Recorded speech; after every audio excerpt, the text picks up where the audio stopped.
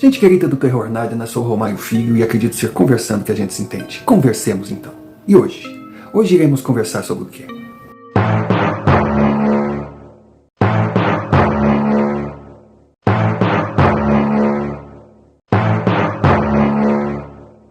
Senhor Romário, o meu nome é Gabriel e começo o meu relato fazendo uma pergunta. O senhor tem gato? A pergunta é extensiva para quem quer que esteja assistindo esse vídeo, se é que o meu relato foi publicado. Vamos torcer que sim. Mas por que a pergunta? Porque o que eu passei, a experiência que eu vivi, foi algo tão surreal que, na minha ignorância, eu tentei encontrar explicações. E por incrível que pareça, a que pareceu mais convincente para mim está relacionada ao universo dos felinos. Eu gostei muito do seu canal e confesso que acompanho ou que já assisti dezenas, centenas. Agora, o que me fez me identificar aqui no Terror Nada foi a sua forma de colocar ou tentar mostrar que o sobrenatural ele é aterrorizante pelo fato de ser desconhecido. Tudo que a gente não conhece nos desafia e se torna fascinante, além de assustador. Se bem que vai muito do aquilo que a gente quer acreditar ou a forma que a gente encara. Então, eu sempre fui um sujeito prático, racional. Sempre acreditei, sim, que existissem universos paralelos. Algo totalmente fora da nossa limitada compreensão, que com certeza fazem parte da nossa evolução. Conhecê-los será um aprendizado único que irá nos fortalecer e nos preparar para caminhadas futuras. Mas jamais foi assim de, sabe, viver o paranormal, a presença de espíritos, demônios, anjos. Não.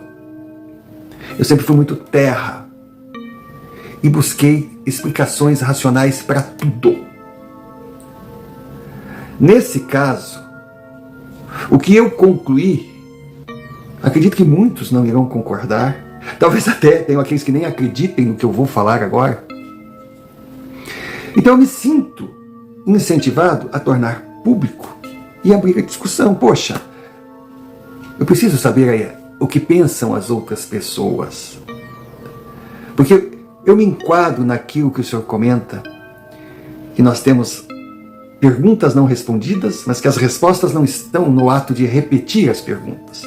A gente tem que interagir, tem que aprender com experiências e ensinamentos que gente como a gente viveu ou tem a nos passar. Então eu peço, se você, ao escutar esse relato, tiver outra resposta, outro ponto de vista, coloque nos comentários ali embaixo. Coloque. Você irá me ajudar muito. Porque eu vivo e convivo com o martírio de não conseguir entender, apesar de ter vivido. Então, quando eu falo que busquei uma definição para o que eu vivi, eu criei um título. Não sei se existe, não sei se é uma ciência, porque eu acredito que não adiantaria eu sair em Google, sair fazendo pesquisas para pegar definições. Não, eu acredito que seja uma coisa tão complexa que a gente tem que ir passo a passo. E não seria vendo uma definição que eu tiraria alguma conclusão. Não. Como eu não tenho preparo, eu me prendi nessa espécie de título para tentar me acalmar. Eu falo de percepção sensorial. E aí eu vou para o universo dos felinos. Você que tem um gato em casa, eu tenho uma gatinha. Ela é tão feia, mas tão feia que para mim ela é fofa demais, ela é meiga, ela é carinhosa. Ela está sempre em contato com a gente em casa. Ela faz parte da família. Eu digo que eu tenho uma esposa maravilhosa e 3 filhos lindos. A Giovana, o Silvano e a minha gatinha Kika. Mas eu não sei se passa com você, ou já passou. Mas assim, você desligado, fazendo outra coisa, ou deitado, sei lá, assistindo TV, de repente, você não sentiu assim, uma única vez na vida, como se tivesse alguém lhe olhando, uma coisa forte, procurando se comunicar, e ao olhar para o lado, ver o seu gato lhe encarando. Já aconteceu? Por favor, se aconteceu, coloque ali embaixo. Eu preciso saber se o que eu estou pensando tem coerência, o que para mim seria fundamental. E também, nunca aconteceu de você, prestando atenção, de repente ver cenas que 2, 3, 4 gatos estão agindo da mesma forma, como se tivessem ensaiado, ou lambendo a patinha, como eles costumam fazer, ou brincando, ou simplesmente parados, olhando para algum lugar, ou até mesmo numa briga, numa brincadeira, 2 ou 3 fazerem os mesmos gestos iguais ao mesmo tempo. Já aconteceu? Comigo aconteceu várias vezes. E aí eu passei a pensar, será coincidência? E também não vamos esquecer o fato, isso aí parece que é científico, muitos já me falaram, que a linguagem do felino, quando eles se comunicam entre eles, não é o miado. O miado eles utilizam mais como uma forma de comunicação com outras espécies, humanos, caninos, ou também como uma demonstração de força ou de medo, quando eles estão brigando ou numa situação de risco. Então, se eles não falam miando, como a gente sempre pensou, como eles se comunicam? A percepção sensorial, que para mim, na minha definição, pode estar totalmente equivocada, é uma espécie de telepatia. Olha a loucura que eu cheguei depois do que eu vi. Eu acredito que gatos se comunicam por telepatia. Acredito também que nós tenhamos esse sentido, já que o que falam é que o ser humano, a imagem e semelhança do Criador, e é a mais completa, ora, se uma espécie tem o poder da telepatia, nós também temos, só que não desenvolvemos. Ou você pensa que a gente é apenas audição, visão, olfato, tato? Não. Nós temos um corpo muito complexo, penso eu. Então nós temos vários sentidos que não aproveitamos. Muitos que nós nem conhecemos. Olha, eu cheguei a estudar e teve um cientista americano, agora eu esqueci o nome, mas ele atestou, testemunhou no seu livro que numa viagem na África, não sei como é que chama, se é pajé, um sacerdote daquelas tribos, cortou a mão na frente dele, assim, a mão saiu fora, ele achou aquilo uma loucura. No outro dia, aquele homem estava com a mão novamente, porque igual a lagarto, ele conseguia regenerar membros e órgãos amputados. Aí quando eu falo de um ser humano, você acha, pô, isso aí é mentira, isso é absurdo, isso é impossível. Mas o lagarto, você acredita que regenera o rabo. Bom, mas se o lagarto tem esse poder de regeneração, se nós somos ou acreditamos ser a espécie mais completa, então também nós temos até esse poder, mas não usamos. Só que o que a gente não conhece, o que a gente não desenvolve, está aqui dentro. E naturalmente pode se manifestar mais num determinado indivíduo do que outro. Então, eu acabei concluindo, volto a dizer, posso estar totalmente errado, que o que chamam de mediunidade nada mais é que esse sentido desenvolvido de se comunicar com várias espécies e, por que não, com universos paralelos, uma troca de energia. Até mesmo a premonição, porque a percepção de tempo que nós temos é totalmente fora do que ela realmente é. A gente tenta trazer essa percepção para dentro daquilo que a gente consegue entender ou do universo que a gente vive, no plano que a gente se enquadra. Nas pessoas sensitivas, elas têm desenvolvido os mesmos sentidos que os felinos. Parece loucura, né?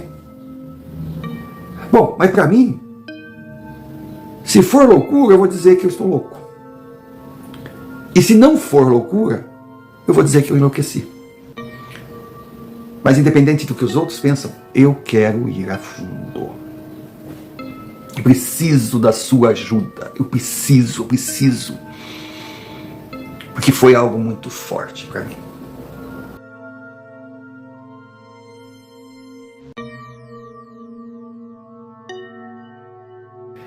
E aqui estamos mais uma vez pedindo um minutinho do seu tempo para falar de algo fundamental para o canal. Nós precisamos crescer, estamos patinando.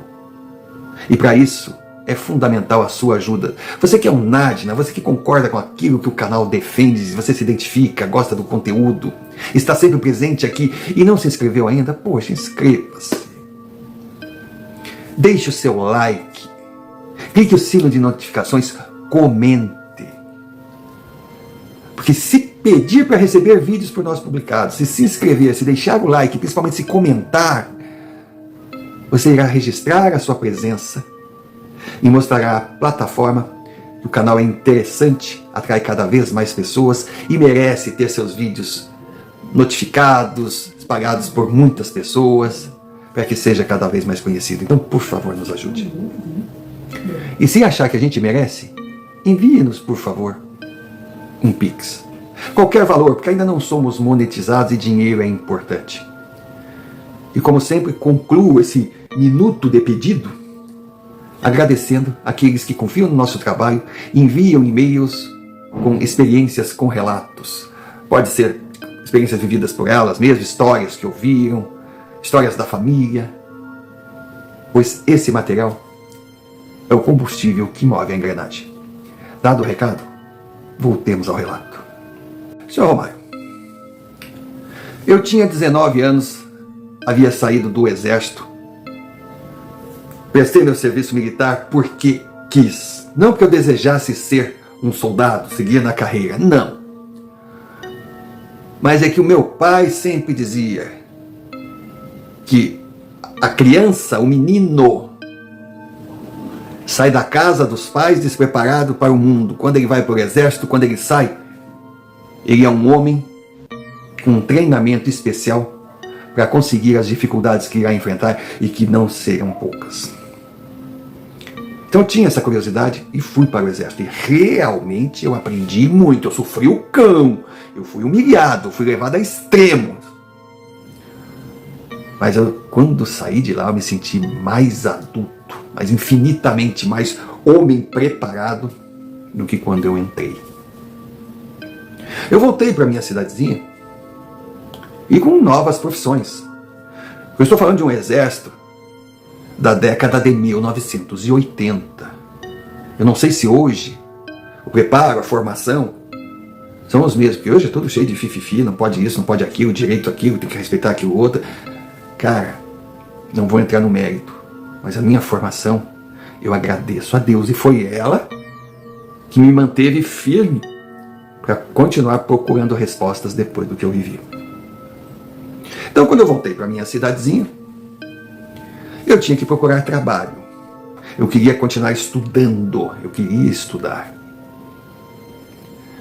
Tinha que terminar o ensino fundamental, porque até o meu serviço militar eu era aquele playboyzinho, não filho de milionário, mas de um cara estabilizado, protegido por mamãe, por maninho, sabe aquela coisa?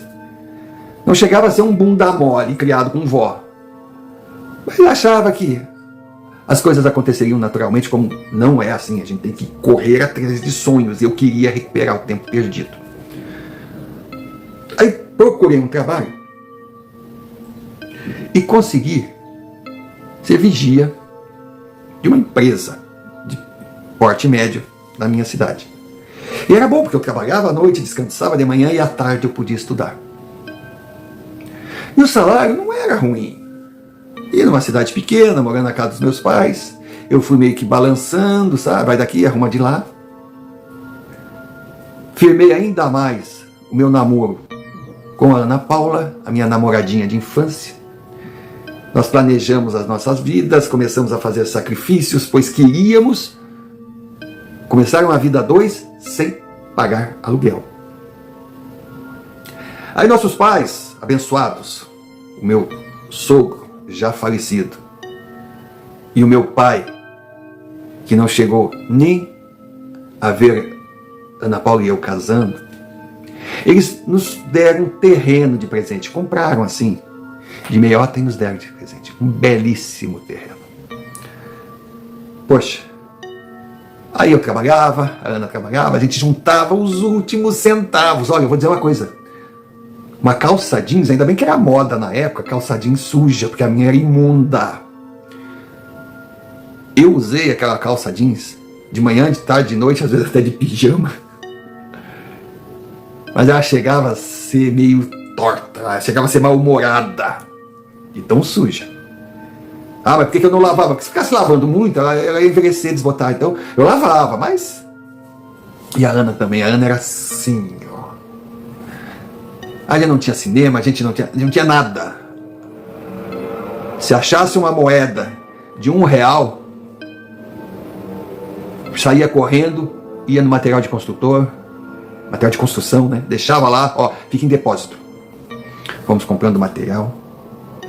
Eu e ela, nós dois juntos, sentamos muitos tijolos. Quando podia, a gente contratava um profissional. E a nossa casinha foi levantando, devagarinho, mas foi levantando.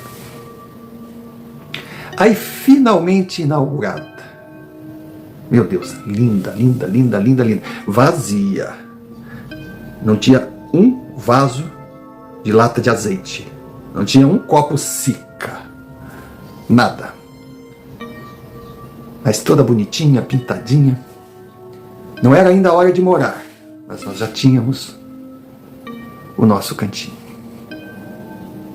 O casamento, ele foi adiado devido ao trágico acidente que aconteceu com meu pai. Eu perdi meu paizinho querido. E aí esperamos um pouco mais. Então, combinamos que iríamos manter a nossa vida da mesma forma. Ela morando na casa dos pais dela, eu morando na casa agora só com a minha mãe. Meus irmãos já eram mais velhos, já tinham saído de casa.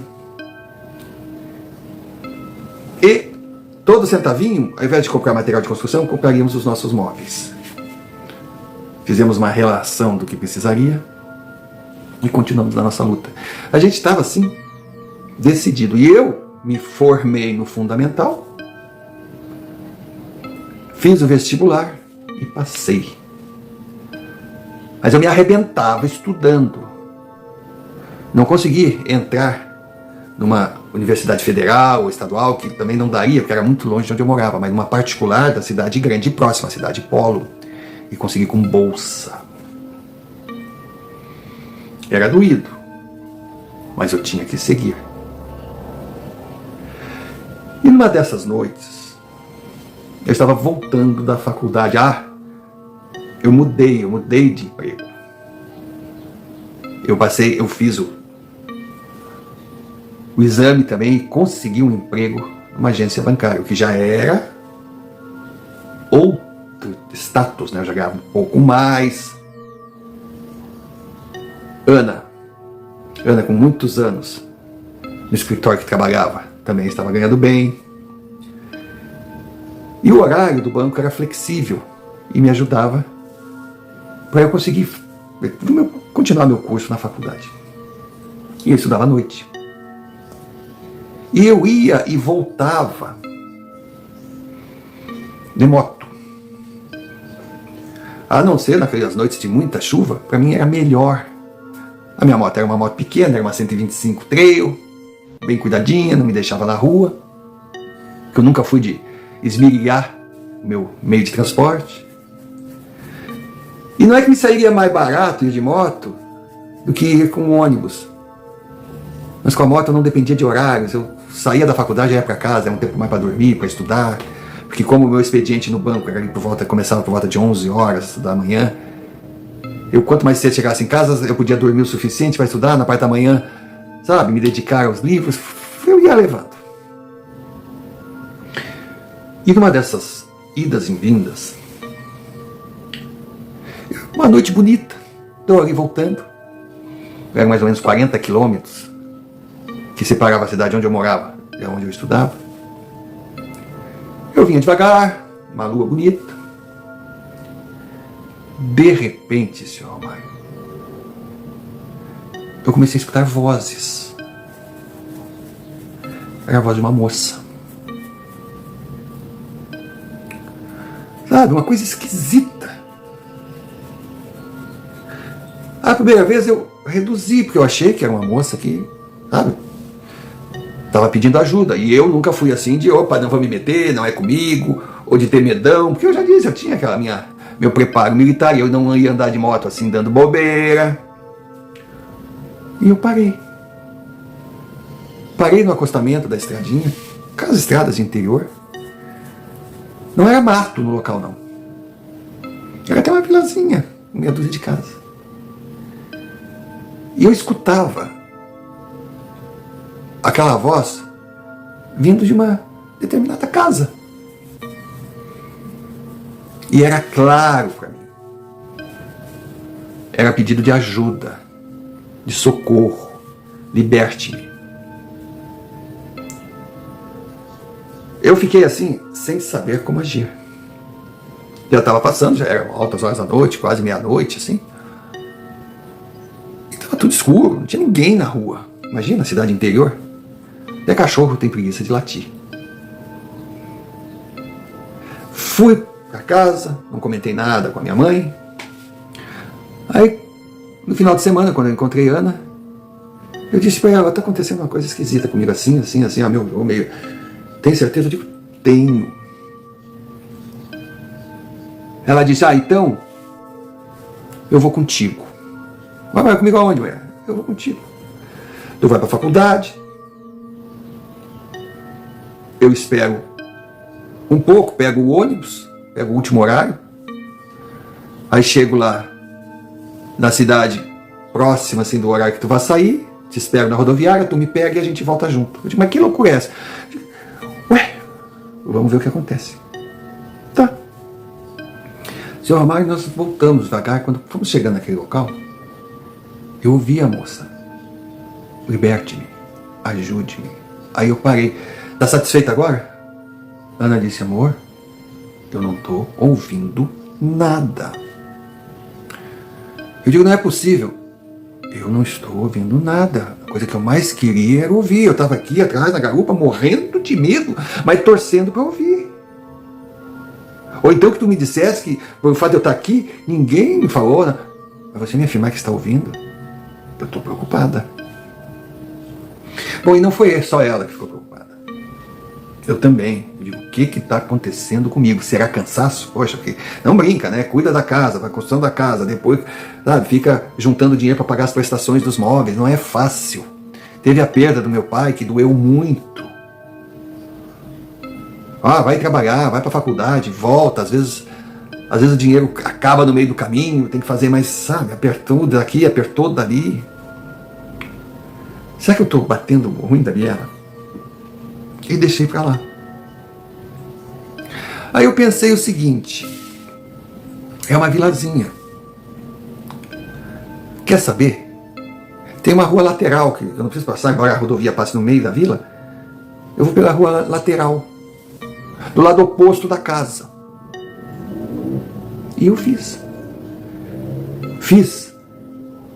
E estava satisfeito nas primeiras 2, 3 noites, depois da minha nova iniciativa, eu não escutei nada. Só que de repente, numa dessas idas e vindas, eu vi uma moça na calçada. Eu passei por ela, ela me olhava assim. Era uma mocinha, normal. Devia ter a minha idade, eu estava com 20 e poucos anos. Talvez até mais jovem, devia ter até a idade da Aninha, não sei. Nunca tinha visto aquela menina. Mas quando eu olhei para ela, naquela hora da noite, eu não senti medo. Mas eu tinha que tirar a dúvida. Eu fui passando devagarinho, ela me olhando, mas ela não falava nada, mas eu sentia que ela dizia assim: por favor, não vá.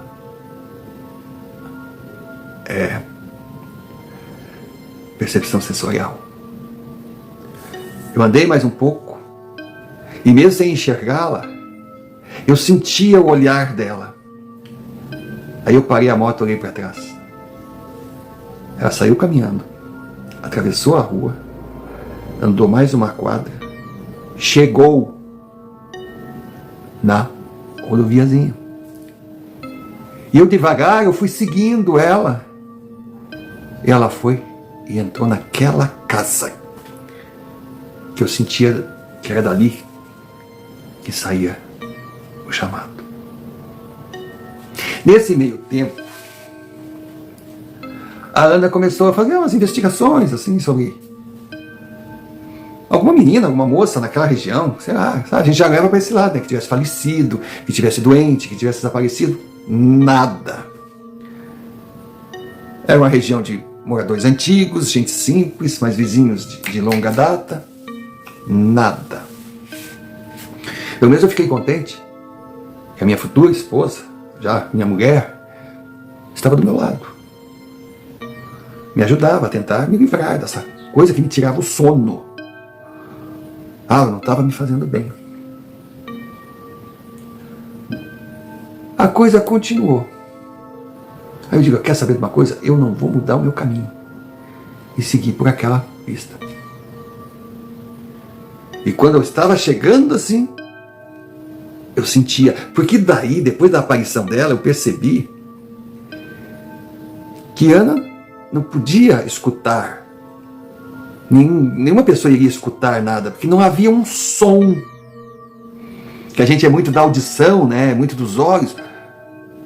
Mas ela se comunicava comigo. Igual a minha gatinha. Foi quando veio a associação. Eu pensei muito, podia até me incomodar. Aí numa determinada noite, eu parei na frente daquela casa e buzinei. Era uma cerca pequena, uma casa de material, de tijolos, então tinha um terreno assim, tinha um jardim bonitinho, uma escada, uma varanda, casa de interior mesmo. A porta, 2 janelas, o telhado assim. Aí acendeu a luz. Quando acendeu a luz, veio um camarada, meia idade, 30 e poucos anos. Aí abriu a porta assim. E eu vi que atrás dele tinha uma senhora. Aí chegou, lá da varanda mesmo. Pois não? O que o senhor deseja? Eu não pensei 2 vezes. Olhei para ele assim. O que vocês fizeram com essa moça? Ele olhou para a senhora atrás de mim, ela está atrás dele. A senhora olhou para ele e disse: ô rapaz, que moça, rapaz, tá ficando louco? Aí eu percebi que ele deu uma balançada. Digo: não, me fala, o que vocês fizeram? Cara, sabe a gaguejada? Mais de meia-noite, pode bater na minha casa. Mas que moça, rapaz.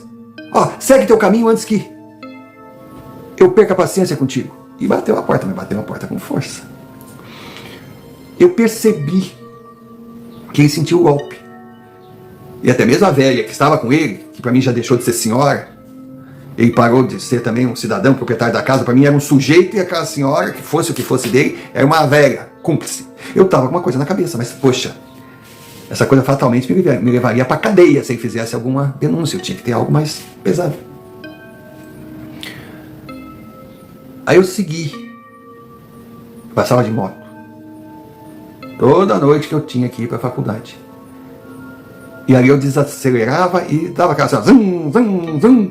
Eu vi que a luz da casa, a luz da sala, sei lá, estava acesa sempre. E eu sentia que alguém me olhava. Eu pensava que eu estava no caminho certo, mas também fazendo uma coisa muito errada. De vez em quando eu pensava: pô, pode vir uma bala lá de fora, sei lá. Mas quando eu comecei a agir dessa forma, a percepção que eu tinha que dentro daquela casa vinha: não vá, continue, não desista. Então, eu pensei em me comunicar, a primeira vez assim que me veio na cabeça. Quando eu estava me aproximando, eu dizia: por favor, eu quero te ajudar, mas qual o teu nome? E assim eu fiz algumas vezes. Foi quando, numa determinada noite, seu Romário, eu vi aquela figura na calçada. Eu fui me aproximando devagar, olhando para ela e conversando, sem tocar uma palavra, deixando sempre claro isso. É uma espécie de telepatia, que eu chamava de percepção sensorial, porque aprendi com a minha gatinha. Aí eu cheguei perto dela e perguntei: qual o seu nome? Aí eu ouvi claramente: Bárbara. E agora? Eu tinha uma voz que na verdade não era uma voz, é uma percepção minha. O rosto de uma menina pedindo que eu ajudasse. E finalmente eu tinha um nome. Eu tinha uma história que começava a tomar corpo, embora fosse totalmente inusitada, mas eu não tinha nada a ver com isso. Em compensação, eu tinha certeza que podia me meter numa confusão que nada tinha comigo. Confusão essa com consequências que poderiam ser desastrosas para a minha vida futura. Eu só pensava na Ana, na minha casa, sabe, no final do meu curso, num futuro planejado, e de repente podia ir tudo água abaixo. Então o sensato que eu tinha que fazer era ir embora. Mas eu fiz justamente o contrário. Eu tinha também certeza que dentro do meu festival de tinhas, toda vez que eu passava de moto por aquela casa, tinha um ou dois pares de olhos furtivamente atrás da janela, vigiando para ver se eu iria passar. Olha, eu nunca gostei de confusão, mas também jamais fui de ficar com questões mal resolvidas. Eu sabia que não tinha que fazer aquilo, mas eu fiz. Fui até a casa do sujeito e buzinei. Fiz barulho. Ele saiu na porta e acendeu a luz. Cara, aí que eu vi o armário que era. O cara era grande. E saiu com um porrete na mão. E gritando: porra, você de novo? Me deixa em paz. Quem é você? O que você quer comigo? Eu não te conheço. Saia da frente da minha casa. Vai embora antes que eu perca a cabeça e faça uma besteira. O que eu te fiz? Eu vi aquele cara alucinado à minha frente, ainda bem que é uma determinada distância, e tinha que dar razão para ele. O que eu estava fazendo ali? Ele estava enlouquecido de raiva, eu estava enlouquecendo por não ter motivo de agir daquela forma. Mas já que a AM estava feita, então vamos até o final. O que você fez com a moça? De novo, mas que moça, seu infeliz, que moça você fala, seu maluco, seu retardado, e aquela senhorinha atrás dele, assustada. Ele só: vou perguntar mais uma vez. Se tu não me disser, eu vou na polícia. O que aconteceu com a Bárbara? Quando eu falei esse nome, a senhorinha desatou num choro. E gritava: eu sabia que isso ia acontecer, mais cedo ou mais tarde ia acontecer. Eu sabia. Ele empurrou a velhinha para dentro de casa, veio com o porrete para cima de mim. Aí eu fui obrigado.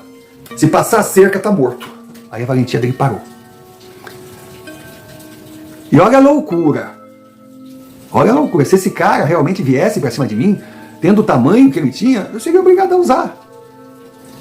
E como eu não ia correr o risco de deixar ele vivo para vir para cima de mim e morrer abraçado comigo, eu ia dar no meio dos olhos. Só que nesse griteiro todo, luzes se acenderam, a vizinhança vinha. O que está acontecendo? O que está acontecendo? Olha lá, o que está acontecendo? É na casa do seu Sérgio, é na casa do seu Sérgio. E como eu vi eles dizendo o nome do cara, eu digo: ficou curto para mim, eu vou embora. Ele só gritava: esse maluco, fica aqui perturbando, está fazendo minha mãe sofrer e agora ameaçou de me matar. E o povo dizia: tá, chama a polícia, por que não chamou? O senhor é bom demais, coisa. E eu, uou! E pensando, entrei numa fria. Só que ali não tinha mais como voltar atrás. Então, antes de eu ser visitado com os homens, ou pelos homens, eu fui à delegacia. Fui, me apresentei diante de um escrivão. Ele perguntou o que eu queria, eu disse que queria fazer um BO. Aí eu contei a história. Aí ele perguntou a casa, o endereço, eu falei onde era. Ele pediu um minutinho. Bom, Isso foi mais ou menos 8h15 da manhã. 7 horas da tarde, voltaram. Eu perdi minha hora de trabalho, já estava me ferrando. Que explicação que eu daria no banco, meu Deus do céu, o que eu estou fazendo da minha vida? Eu já corri o risco de perder a faculdade naquela noite. Puxa, justamente no dia de faculdade eu tinha que me meter naquela delegacia. Aí veio um cidadão que se apresentou como Dr. Paulo. Boa tarde, disse ele, boa tarde. O senhor é o homem que enxerga moças no meio da rua? Ali eu já... Sabe, a gente quando é ou foi militar, a gente percebe direitinho quando uma autoridade civil se dirige com um ar ameaçador. Tava na cara que ele não ia me tirar para amigo ou convidar para jogar bola. Então eu, sim senhor. O senhor é ex-militar, né? Sou, sim senhor. E é verdade que o senhor anda molestando o seu Sérgio Vicente Cardoso? Eu não, pensei, nossa, que nome composto. Ele disse, ó, não sei o nome dele, mas se é a pessoa que eu tenho ido constantemente, deve ser. O senhor, por favor, apenas responda as perguntas. O senhor vai na rua tal, tal? Eu digo, sim senhor, já fui eu que informei. Nós entramos em contato, soubemos do que o senhor anda fazendo. Levantamos o nada consta do senhor Sérgio, limpo, cidadão idôneo, bom vizinho, conhecido na cidade. E também levantamos a sua capivara. Olha, só no tratamento eu vi, esse cara vai me incomodar. O senhor andou tendo um passado meio estranho, né? Eu disse, eu andei me envolvendo em algumas questões que não deveria me envolver, mas foi antes da vida militar, eu já paguei minha pena. Tá. Mas tudo bem, senhor Gabriel, o senhor pode se retirar, mas nós entraremos em contato. Virou as costas e saiu. Senhor Romário, eu vi que eu não tinha que esperar, que algo eu tinha que fazer. Fui no banco no outro dia, inventei uma historinha. Eu estava com umas dores muito pesadas no lado perigoso, no lado esquerdo. Aí o gerente já ficou assustado. O que houve, rapaz? Eu digo, não sei. Mas eu andei perguntando, você foi no médico? Eu digo, não fui ainda. Mas me aconselharam ir na capital, onde eu fiquei em casa, porque pode ser o pior, que na minha idade seria terrível, né? Se fosse ligado ao coração, principalmente. Mas também pode ser problema de coluna por causa da moto. Então não pude trabalhar ontem, o senhor pode contar meu dia. Eu não vou trabalhar hoje, amanhã eu vou me ausentar, que eu vou quase nada. Ele, não, me traga atestado, nunca tinha faltado, me traga o atestado, coisa, fica, e se precisar de alguma coisa, eu digo, tá, obrigado. Meu gerente é gente boa. Eu fiquei chateado de mentir, mas tem horas, né? Aí no dia seguinte, peguei a minha moto e andei. Andei bastante. E fui até o quartel que eu havia prestado serviço militar. Porque quando em serviço, eu fui motorista de oficiais. E tinha o major Nelson Bianchi, que gostava muito de mim, e tentou me convencer de todas as formas a não pedir baixa. Ele falava que o meu futuro estava na corporação, principalmente que todos os comandantes gostavam de mim. Mas mesmo assim eu preferi voltar à minha vida. Ele ficou chateado, mas disse que me admirava, que sabia que eu ia ter um futuro brilhante, e que se eu precisasse dele, que não pensasse duas vezes para entrar em contato. E eu fui me certificar de o que ele tinha falado valia. E realmente me recebeu muito bem. Perguntou se eu estava voltando, aquela coisa toda. Eu disse que não. Aí perguntou sobre Ana, porque todos conheciam Ana na corporação, porque eu sempre fui apaixonado por ela. Aí chegou um momento que terminaram as amenidades. Eu digo, aqui eu devo a honra. Eu contei a história. Depois que eu terminei, ele estava parado assim, me olhando. Aí, já terminou? Sabe quando eu penso assim, fodeu. Já sim, senhor. Disse ele, eu sabia que essa vida civil ia te enlouquecer. Bom, na verdade, louco tu sempre foi, mas foi naquele nível aceitável que todo soldado deve ter. Mas a tua história é estranha. Mas não vou te prometer nada. Mas eu vou averiguar. Pronto, eu saí, bati continência. Aí ele disse pra mim assim, vem cá, dá um abraço. Tu não precisa mais bater continência. Me abraçou, me desejou boa sorte. Eu voltei pra casa, sabe, confiando que ele ia fazer alguma coisa. Passaram alguns dias, eu fui intimado a comparecer à delegacia. Aí cheguei lá, o mesmo delegado me atendeu. Aí ele disse que eu tinha que mudar meu procedimento, não tá de cara, né? Porque já que eu decidi ser civil, eu não precisava estar envolvendo militares. Eu devia acreditar na polícia civil. Eu digo, não, mas eu acredito, coisa. E que eu tinha criado uma situação meio estranha. E que isso não se repetisse mais. Eu digo, pô, mas eu não sei o que o senhor está falando. Eu digo, deve saber sim. Eu recebi um telefonema, Major Nelson, mas dando ótimas referências suas, me apresentando como um homem de palavra, não um visionário ou um maluco. E se eu lhe contei uma história, ele tinha que investigar com carinho. E se ele não fizesse, embora não fosse da alçada militar, o major iria fazer uma investigação paralela. Então, viu o que você fez? Eu digo, não foi minha intenção. Dessa vez, você me botou numa situação difícil. Aí cuidado, hein, que amanhã você pode precisar de mim. Pensei, poxa, mas o que esse cara tem contra mim, meu Deus? Mas eu sei que, graças à intervenção do major, foi feita uma investigação. E não foi muito difícil de descobrir que 9 anos antes, uma prostituta, jovem ainda, de uma das cidades próximas, de nome Meg, desapareceu.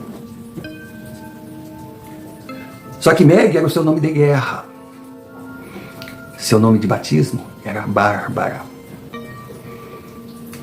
As suas colegas de infortúnio sentiram falta, deram queixa do desaparecimento, fizeram uma investigação muito da meia boca e descobriram que tinha um jovem que gostava, era meio que apaixonado por ela, era o seu melhor cliente, aquela coisa toda, que já estava misturando o trabalho dela com sentimento. Só que esse jovem era filhinho de uma pessoa importante. E a família da jovem era muito simples. Lógico, e com aquelas forças paralelas, o caso foi encerrado, dado apenas como desaparecimento de uma menina de vida fácil. E em cima daqueles fatos, resolveram fazer uma visita à casa do senhor cidadão honrado acima de qualquer suspeita, Sérgio. Ele não se encontrava mais, segundo os familiares, havia viajado. Segundo a polícia, havia se evadido. A mãe, quando viu a chegada dos policiais, entrou em pânico. A vizinhança também não entendeu nada. A senhora foi convidada a comparecer à delegacia e não precisou nem de 2 minutos para abrir o jogo. Dizia chorando, desesperada, que o seu filho era um bom menino, seu filho era um ótimo filho, seu filho era trabalhador, mas que ele tinha um sério problema para se relacionar com mulheres, ele não conseguia uma companheira, ele apelava para essas meninas de programa, e teve uma noite que ela não estava em casa, ele levou uma menina para dentro da sua casa e ela não sabe o que aconteceu. Quando ela chegou em casa, ele estava desesperado, a menina estava morta, e eles enterraram o corpo da jovem nos fundos da casa. Uma história horripilante. Foi só cavar, não precisou ir muito fundo, e ali estava a ossada da Bárbara. A minha amiga Bárbara que pedia por socorro. O tal do Sérgio foi dado como foragido, acusado de homicídio doloso com requintes de crueldade, ocultação de cadáver, sequestro, enfim. O suficiente para lhe garantir 30 anos de hospedagem num apartamento de hotel com grade. A sua mãe também foi processada como cúmplice. Não sei qual a pena. Não soube também se encontrar o tal do Sérgio, mas eu acredito que sim. Mas segundo informações que o Major Nelson me passou, a mãe comentou sobre mais 2 meninas. E elas também haviam sumido e seus corpos foram encontrados. Então eu apostei no que pensava que eu via em algo que eu não enxergava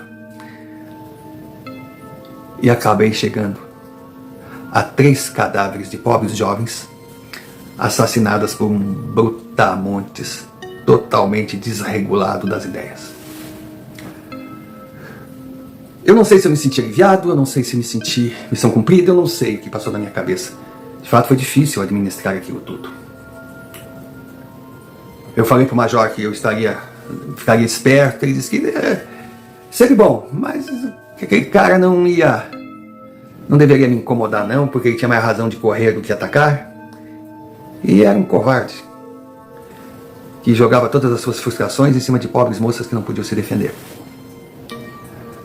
A minha vida seguiu, casei, minha mãe não quis vir morar comigo de jeito nenhum. Ela ficou sozinha, morando na sua casinha por um bom tempo, aí a minha irmã separou e veio morar com ela, com os meus 2 sobrinhos. Nasceu meu primeiro filho, mas eu sempre com aquela, sabe? Por que Bárbara me escolheu? Aí a pergunta era, será que ela me escolheu? Ou ela pedia socorro para todos que passavam ali, usando da única linguagem que possuía, e eu fui o primeiro a lhe dar ouvidos? A outra questão é, por que eu entrei nessa sintonia?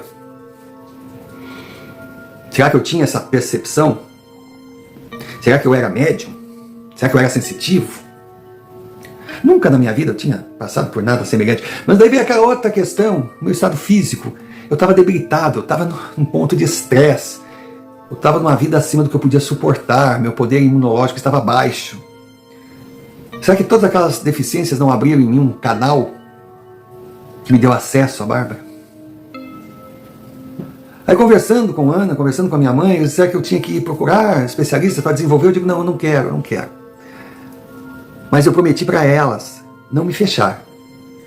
E se novos contatos viessem, eu iria tentar ajudar. E se fosse algo acima da minha compreensão, da minha capacidade, eu procuraria ajuda profissional.